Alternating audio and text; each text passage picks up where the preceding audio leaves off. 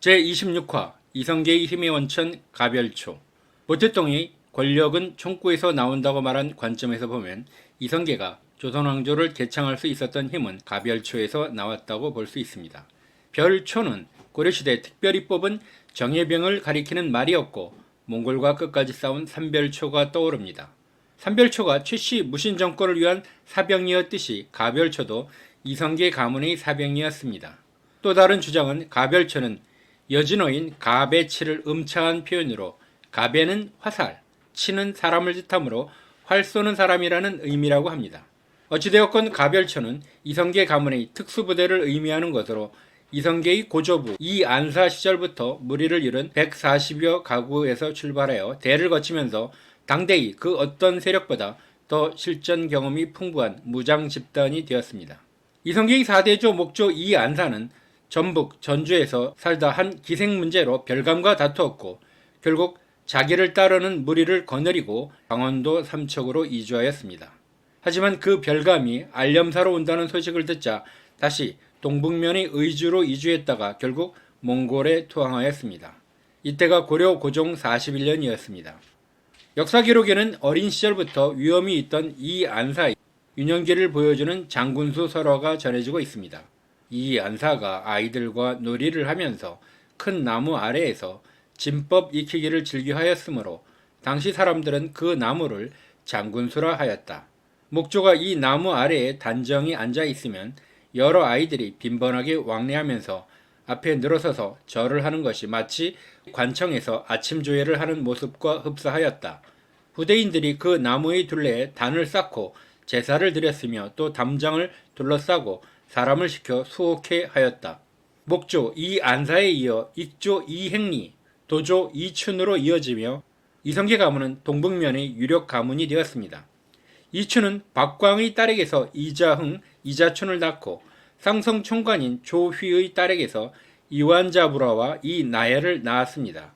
장남 이자흥이 갑자기 죽자 차남인 이자춘과 이복동생 이나해가 경쟁하였으나 원나라는 이자춘을 지지하였습니다. 하지만 쌍성 총관 조휘의 가문과 더 이상 우호적인 관계가 불가능하게 되었고 결국 공민왕 4년 고려로 귀선하게 되었습니다. 공민왕은 쌍성 총관부와 갈등 관계인 함주의 이자춘에게 밀사를 보내 소부윤에 임명하고 내응할 것을 요청하자 이자춘은 고려의 북진을 도왔습니다. 공민왕은 이자춘으로 하여금 쌍성 총관부 일대를 다스리게 하였고 백성들은 이자춘의 세력권에 편입되어 그 생계를 유지하게 되었습니다. 공민왕이 이자춘을 동북면 병마사로 삼자 어사대에서는 그는 동북면인으로 그 지역 천호입니다. 병마사로 삼아 그 지역을 지키게 하는 것은 안 됩니다. 라고 상소하였지만 왕은 받아들이지 않았습니다.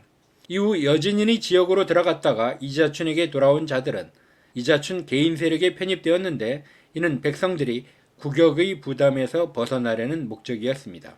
이성계는 이자춘과 최한계의 딸 사이에서 둘째 아들로 태어나 뛰어난 활솜씨로 명성을 떨쳤는데 첫 번째 전공은 공민왕 10년 가별초를 이끌고 반란을 일으키는 동로강 만호 박의를 잡아 목을 베는 전공을 세운 것입니다. 특이할 만한 사건은 몽골 다루가치 김방괴가 도조 이행리의 딸에게 장가들어 삼성과 삼계를 낳았습니다.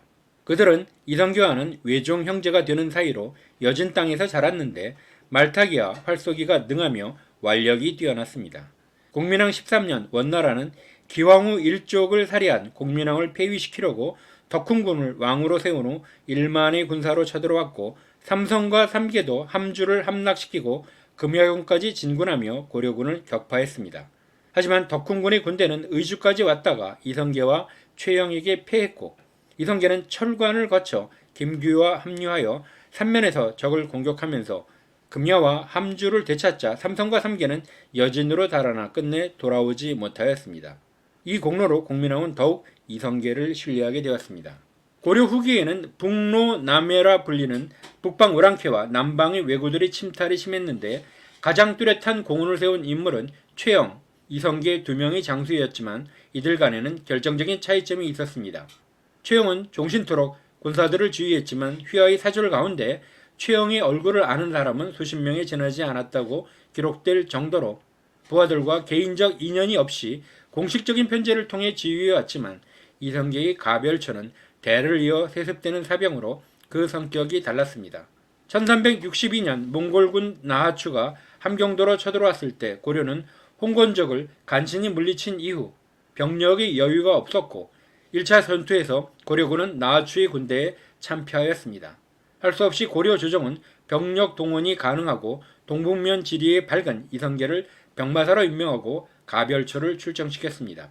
나하추 군대는 몽골군으로 만주 일대에서 대적할 세력이 없었습니다. 이성계는 적장과 일기토로 싸우기도 하고 적장을 낙마시켜 활로 쏘아 죽이기도 하면서 신출규모란 전략을 사용하여 당대 무적이던 나하추의 군대를 괴멸시켰습니다. 가별초는 산악전은 물론 함흥평야 평지전에서도 몽골 기병을 상대로 승리를 쟁취하였습니다. 당대 평지전에서 최강의 전투력을 자랑하는 몽골군이었지만 가별초는 이를 격파한 것입니다. 1380년 8월 수백 척의 왜구들이 충청도에 상륙하였습니다. 1만 명이 넘는 왜구들이 한반도 남부를 유린하는 사태가 벌어진 것입니다. 이성계와 의형제 이질환이 이끄는 가별초는 황산에서 왜구들과 충돌하였습니다. 1만 왜구와 2천의 기마병의 대결이었습니다. 이성계는 두려운 자는 물러가라 나는 죽을 각오이다 라고 앞장서서 돌격하니 가별초의 고려군들은 용감하게 돌진하였다고 합니다. 이 전투에서 나이 어린 외장 아기발도가 활약하였는데 갑옷과 투구로 몸을 감싸 화살로 공격할 수 없었다고 합니다. 이성계와 이질환 두 명궁은 협동작전을 실시하여 이성계가 활로 투구꾼을 맞춰 투구를 벗기고 이질환이 얼굴을 쏘아 아기발도를 말에서 낙마시키며 병력에 있어 5배가 넘는 왜구들을 섬멸하였던 것입니다. 가별초의 위험은 처음 이성계를 찾아 함주를 방문한 정도전이 가별초를 지휘하는 이성계를 목격하고 처음 한 말에 잘 나타나 있습니다. 이런 군대라면 무슨 일인 듯 못하겠습니까? 라고 정도전이 감탄하여 말한 것은 가별초를 통하여 부패한 고려를 무너뜨리고 새로운 역사를 창조할 가능성을 보았기 때문이었습니다. 공민왕이 1361년 이성계를 삭방도 만호 겸 병마서로 임명한 이래 이성계의 가별초는 놀라운 전공을 세웠습니다. 1361년 박이의 반란을 진압했고 개경을 침략한 홍건적을 물리치며 수도를 탈환하였습니다. 이듬해에는 원나라의 침입을 물리쳤으며 1364년에는 원나라의 사주를 받은 덕훈군과 최유의 군대를 격퇴시켰습니다. 또 동북지방에서 여진족의 반란을 진압하고 삼남 지역에서 약탈을 일삼던 왜구들을 황산 싸움에서 섬멸한 것입니다. 하지만 가별초의 영광은 조선왕조가 성립되며 기울어져 갔습니다. 태종 시절 대간에서 시문책을 올렸는데 동북면 함주 등지에 가별초라고 불리는 자들이 모여서 무리를 이루고 국욕을 지지 않으며 별도로 가병이 되어 사적으로 서로 결합하여 마음대로 하니 주연에서 통제하지 못한 지가 오래되었습니다. 라 하였고 태종이 이 불가함을 알고 십몇년에 가별초를 혁파하여 관군으로 삼으니 종신들도 모두 개별적으로 소유한 사병들을 해산시켰습니다. 가별초의 입장에서는 토사구팽이라고 하여도 반박할 말이 없을 것 같습니다.